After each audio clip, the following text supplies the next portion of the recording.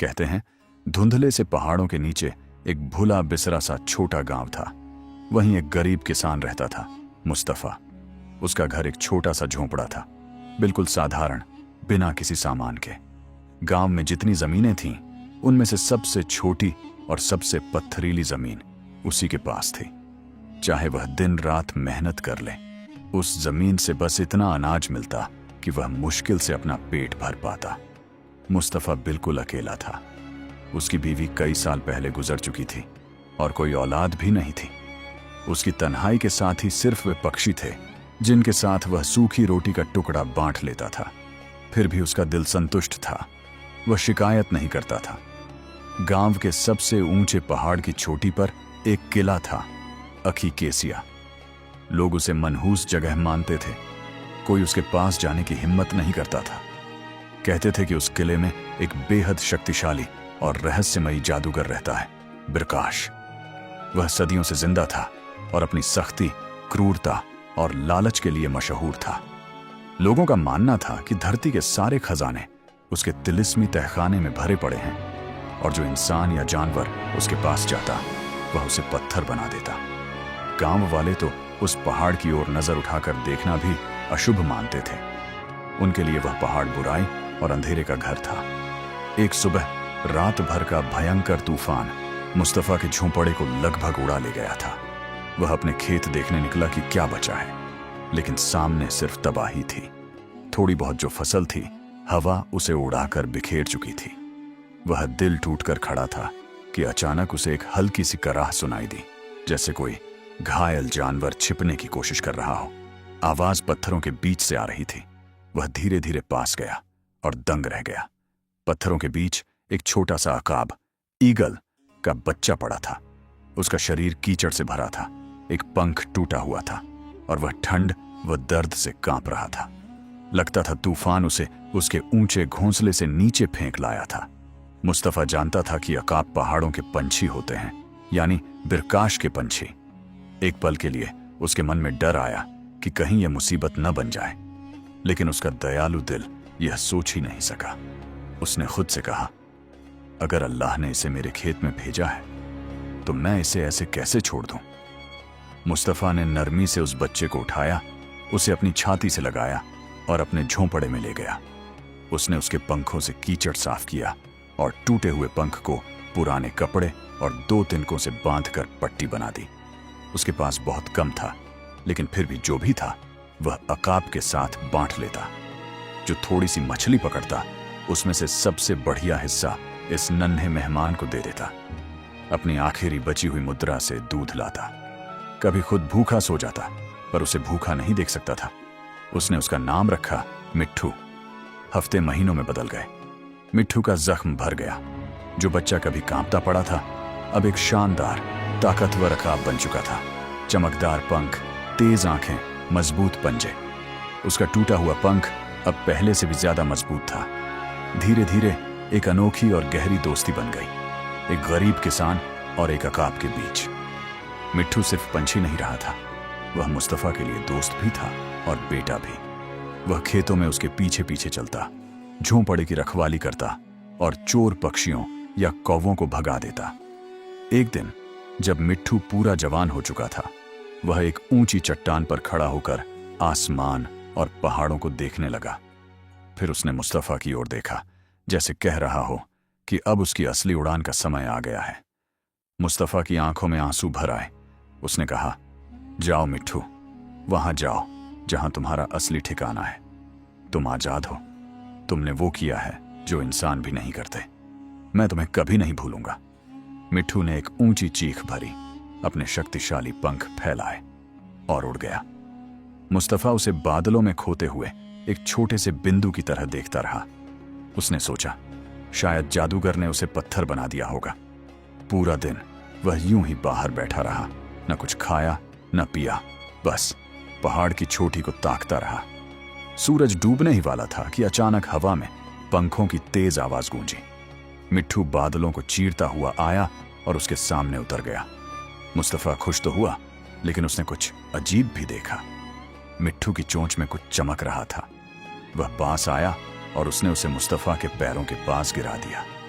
वह एक बड़ा खालिस सोने का सिक्का था जिस पर एक डरावना निशान बना था, एक खोपड़ी जिसके अंदर जादूगर की आंख का चिन्ह था। मुस्तफा समझ गया यह बिरकाश के खजाने का है। मिट्ठू अपनी जान की बांजी लगाकर यह सोना लाया था। जिस बच्चे को मुस्तफा ने बचपन में खाना खिलाया था वही अकाब उसके लिए दौलत ला रहा था। मुस्तफा को क्या पता था, यह तो सिर्फ शुरुआत है। आगे एक ऐसी सोने की बारिश आने वाली थी जो उसे एक खतरनाक सफर की ओर ले जाएगी। कांपते हाथों से उसने सिक्का उठाया। वह भारी था और ठंडा। जैसे ही उसने जादूगर की मुहर देखी उसका शरीर कांप उठा। उसने मिट्ठू को चिंतित नजरों से देखा और कहा, क्या कर दिया बेटे? तुम जानते हो कहां गए थे? यह सोना श्रापित है, यह उसी किले का है। लेकिन मिट्ठू जैसे किसी मिशन पर था।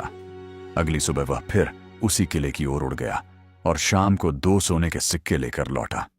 तीसरे दिन 3 सिक्के। यह क्रम पूरे हफ्ते चलता रहा। मिट्ठू सुबह जाता, शाम को सोना लाता। अब मुस्तफा गरीब नहीं रहा। इतने सिक्के जमा हो गए थे कि वह पूरे गांव की सबसे बड़ी जमीन खरीद सकता था और अपना झोंपड़ा गिराकर महल बना सकता था। लेकिन मुस्तफा खुश नहीं था। उसके भीतर डर बढ़ रहा था। उसने सारे सिक्के मिट्टी के एक पुराने घड़े में छिपा दिए। एक भी खर्च नहीं किया। उसे लगता था यह दौलत शैतान का सौदा है। उसे छूते ही एक ठंडा एहसास और अजीब सी बदबू आती। उसे सबसे ज्यादा डर मिट्ठू के लिए था। कैसे संभव है कि रोज जादूगर के खजाने से चोरी हो और मिट्ठू पकड़ा ना जाए? उधर किले में बिरकाश अपने जादुई आईने के सामने बैठा था। पहले ही दिन उसे सोने के गायब होने का पता चल गया था, लेकिन उसने कोई कदम नहीं उठाया, बस देखता रहा। उसने देखा कि अकाब हवा में एक ऐसे छेद से अंदर जाता है जहां इंसान नहीं जा सकते, और फिर मुस्तफा के खेत में उतरता है। बिरकाश मुस्कुराया। उसे सोने के जाने से गुस्सा नहीं आया, क्योंकि जो मिट्ठू ले जा रहा था वह उसके बड़े खजाने के सामने कुछ भी नहीं था। लेकिन उसे मिट्ठू में एक मौका दिखाई दिया। वह मौका हजरे हयात यानी लाइफ स्टोन हासिल करने का। यह वही पत्थर था जो गांव के एक प्राचीन परिवार के पास सुरक्षित था। यह पत्थर धरती को उर्वर बनाता, बीमारियां ठीक करता और काला जादू मिटा देता। और बिरकाश उसे अपनी बुराई भरी जिंदगी बढ़ाने के लिए चाहता था। उसने कहा, यह गरीब किसान अब मेरा जाल बन चुका है। मैंने इस पंछी को जानबूझकर चुराने दिया ताकि मैं अपने असली मकसद तक पहुंच सकूं। उधर गांव में मुस्तफा की गतिविधियां लोगों को शक में डालने लगीं। वह खेत पर काम छोड़कर बैठे बैठे पहाड़ को देखता रहता।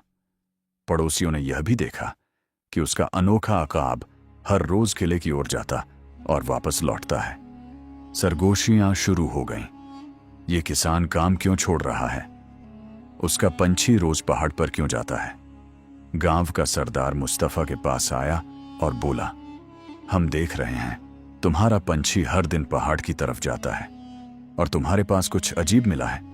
हमें लगता है तुम्हारे घर में कोई खतरनाक राज है। सावधान रहो, यह सोना तबाही ला सकता है। उस रात बेहद परेशान होकर मुस्तफा ने मिट्ठू से कहा, कृपया मिट्ठू, अब वहां मत जाना। मैं ये सोना नहीं चाहता, मैं बस तुम्हें सुरक्षित चाहता हूं। लेकिन मिट्ठू इंसानी डर नहीं समझता था। वह बस अपने बचाने वाले का एहसान चुकाना जानता था। अगली सुबह मिट्ठू फिर उड़ गया, लेकिन शाम तक वापस नहीं आया। मुस्तफा की रात करवटों में बीती। उसका दिल कांप रहा था। शायद अब जादूगर ने मिट्ठू को कैद कर लिया है। सुबह की पहली रोशनी के साथ उसने फैसला किया, अब वह अपने दोस्त को बचाएगा। वह सोना घड़े में रखकर उसे थैले में डालकर एक लाठी पकड़कर सरमई पहाड़ पर चढ़ने लगा।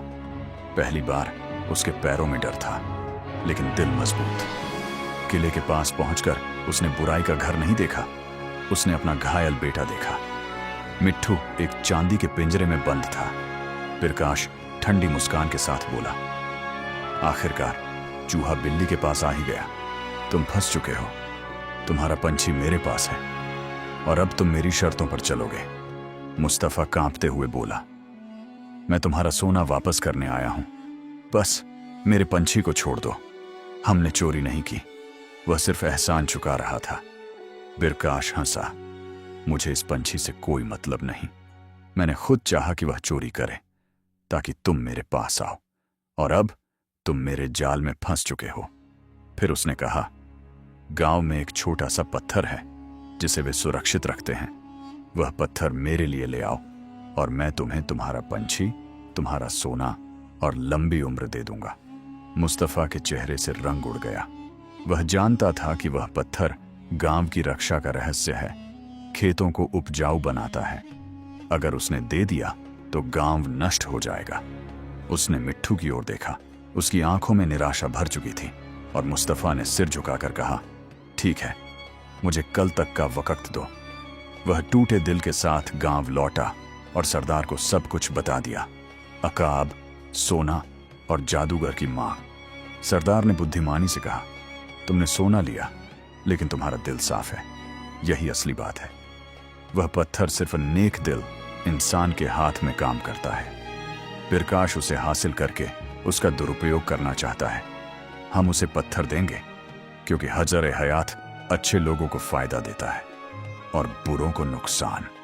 सरदार ने वह छोटा सफेद पत्थर मुस्तफा को दिया जो हल्की रोशनी से चमक रहा था। मुस्तफा धड़कते दिल से किले गया और पत्थर बिरकाश को सौंप दिया।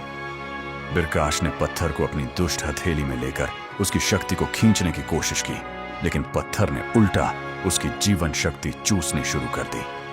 बिरकाश चीखने लगा।